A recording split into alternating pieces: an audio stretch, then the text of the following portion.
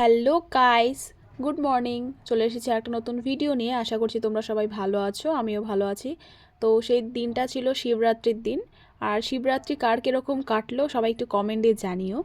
তো সেই দিন যেহেতু শিবরাত্রি ছিল, আর শিবরাত্রি তো সকাল 11টায় লাগছিল। তো ফার্স্ট আমি আমাদের বাড়ির মন্দিরে পুজো দিয়ে দেব, মানে বাড়ির মহাদেবকে।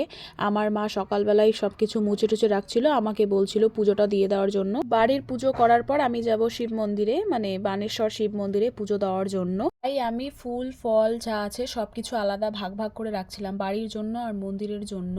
তো তোমরা দেখতেই পাচ্ছ আমার সব কিছু রেডি করা কমপ্লিট হয়ে গেছে। তারপরে আমি আমাদের বাড়ির মহাদেবকে পুজো দেওয়ার জন্য বসে পড়লাম। আর বাবাকে পুজো করার সময় একটা মনে আলাদাই শান্তি চলে আসে। তারপর একে একে সব ঠাকুরকে আমি পুজো দিয়ে দিলাম, আমাদের মাকেও পুজো দিয়ে দিলাম। তারপর বাইরেও পুজো কমপ্লিট করে আমি চলে গেলাম রেডি হতে, যেহেতু আমি মন্দিরে যাব। মানে কি আর বলি, ক্রিমও মানুষের মতো আমার সাথে বেইমানি করে, আমারই ক্রিম আমার সাথেই বেইমানি করে, ঠিক একদম মানুষের মতন বেইমানি করে। আমি ভাবলাম যেহেতু বেলা তখন 3টা বাজে, একটু সানস্ক্রিন লাগায় তো যাইতেই হবে, যেহেতু তখনও রোদ থাকে, লাইনে দাঁড়াতে হবে, নিজেকে রোদ থেকে প্রোটেক্ট তো করতে হবে না গাইস। জানি আমি ভিডিওটা দেখার পর অনেকেই বলবে, ইস কত ঢং কত নকশা। হ্যাঁ, আমি ঢং করতে পারি, আমি নকশা করতে পারি, তাই আমি ঢং করি, তোমরাও চাইলে করতে পারো।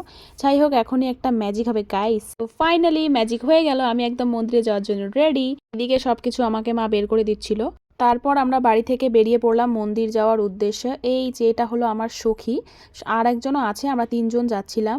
ওনা সবসময় ক্যামেরা থেকে দূরে থাকে, এর জন্য ওকে বের করে দিলাম ক্যামেরা থেকে। ও সবসময় ক্যামেরায় আসতে চায় না। আর তো ফাইনালি আমরা প্রায় মন্দিরে পৌঁছে গেলাম। অটো থেকে নাইমে আমরা হাইটে হেঁটে যাচ্ছিলাম মন্দিরে।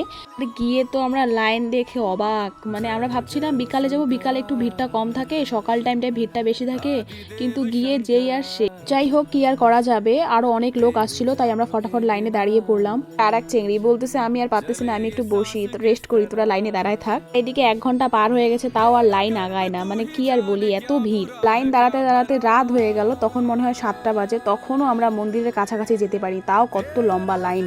তারপর একটু মন্দিরের কাছাকাছি আসলাম, মানে বাসের ভিতরে ঢুকতে পারলাম আর কি। তো তখন একটু খুশি লাগছিল, কিন্তু তখন মনে হয় ঘড়িতে 8টা বাজে। সবারই একদম মুখ চোখের অবস্থা খারাপ ছিল, যেহেতু আমরা সারাদিন উপোস করেছিলাম। আর লাইনে দাঁড়িয়ে থাকতে থাকতে পেছনের মেয়েগুলোর সাথে আমাদের বন্ধুত্ব হয়ে যায়, ওদেরকে বলছিলাম একটু হাই করে, তো আমি ভিডিও বানাচ্ছি। তো ফাইনালি দেখতে পাচ্ছ আমি একদম পুরো গেটে মন্দিরের। এত খুশি লাগছিল, আর আমি একটু গল্প করতে খুব ভালো পাই, পেছনের মেয়েগুলোর সাথে শুধু গল্পই করছি। আর মেয়েগুলো খুব ভালো ছিল, খুব মিশুকে টাইপের ছিল। যাই হোক, আমরা এদিকে টিকিট কেটে মন্দিরে ঢোকার জন্য একদম মন্দিরের কাছে চলেই আসলাম। তারপর মন্দিরে পুজো দেওয়ার পর বাইরে চলে গেলাম পুজো দিতে। মন্দিরে যেহেতু মন্দিরের ভেতরে আর কি, যেহেতু ক্যামেরা অ্যালাউ নেই, তাই আর কি বাইরের ভিডিওগুলোই নিয়েছিলাম।